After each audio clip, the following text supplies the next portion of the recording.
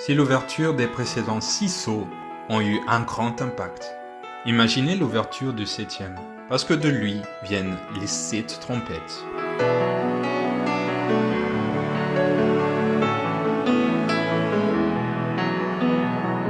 Et ensuite, les 7 coupes de la colère de Dieu.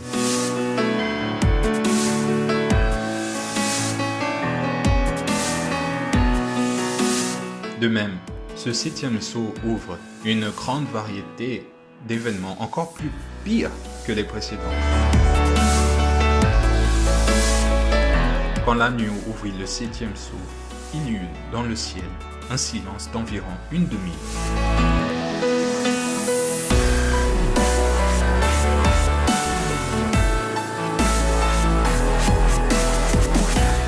Une demi-heure qui correspond à une fraction sur 48 du jour, qui dans ce cas est un an.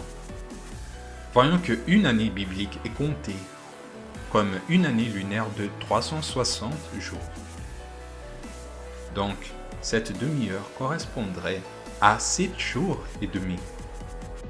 Nous croyons alors que dans le 7e sceau, le Seigneur Dieu, dans son infinie longanimité, donne encore 7 jours et demi de délai pour que les personnes puissent revenir à lui. Beaucoup de fois, nous trouvons que la justice divine tarde trop longtemps, mais la vérité est que Dieu n'a pas plaisir à la mort de l'impie.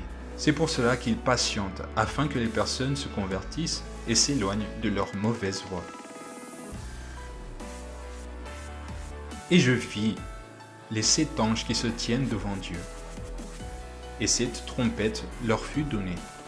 Et un autre ange vint, et il se tint sur l'autel avec un encensoir d'or. On lui donna beaucoup de parfums, afin qu'il les offrît avec les prières de tous les saints sur l'autel d'or qui est devant le trône. La fumée des parfums monta avec les prières des saints de la main de l'ange devant Dieu. Et l'ange prit l'encensoir, le remplit du feu de l'autel, et le jeta sur terre. Il y eut des voix, des tonnerres, des éclairs et un tremblement de terre. Et les 7 anges qui avaient les 7 trompettes se préparaient pour en sonner.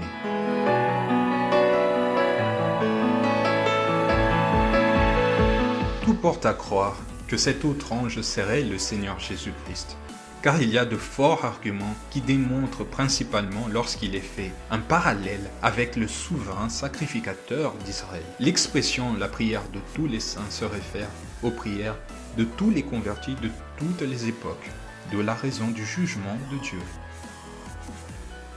Mais pourquoi le sacrifice des prières des saints de toute époque, offert avec de l'encens, est réalisé justement avant le moment de sonner les 7 trompettes du jugement?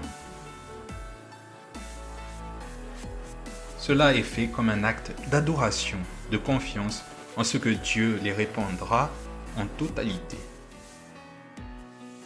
C'est pour cela qu'aucune prière qui a pour but le règne et la volonté de Dieu ne se perdra ni tombera dans l'oubli. Et l'ange prit l'encensoir, le remplit du feu de l'autel, et le jeta sur terre. Il y eut des voix, des tonnerres, des éclairs et un tremblement de terre. Le feu de l'autel, c'est le feu du sacrifice qui consume. Donc cela signifie jugement, et c'est justement ce qui est jeté sur terre. Ce jugement, dans l'ouverture du 7e sceau, emmène des conséquences tellement terribles et inimaginables qui sont divisées en 7 trompettes.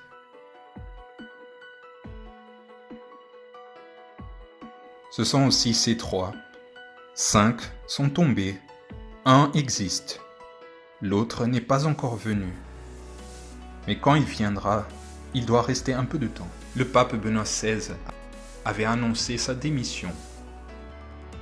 Le dernier à avoir fait cela fut Grégoire XII en 1415.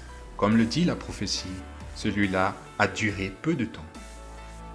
Quelques jours après, une météorite est tombée dans une zone peuplée d'une région russe qui a laissé plusieurs blessés et qui a causé la panique de la population.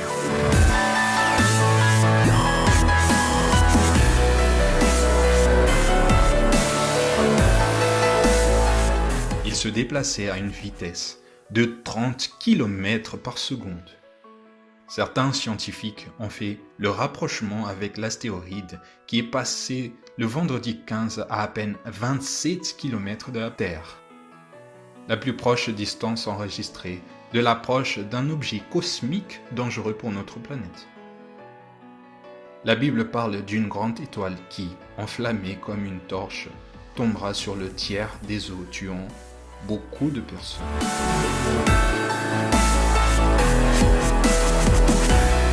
Les signes sont déjà évidents. Des faits marquants se produisent devant l'humanité. Nous croyons que chaque signe est une opportunité pour ceux qui se sont pas encore rendus à Dieu, se convertissent véritablement.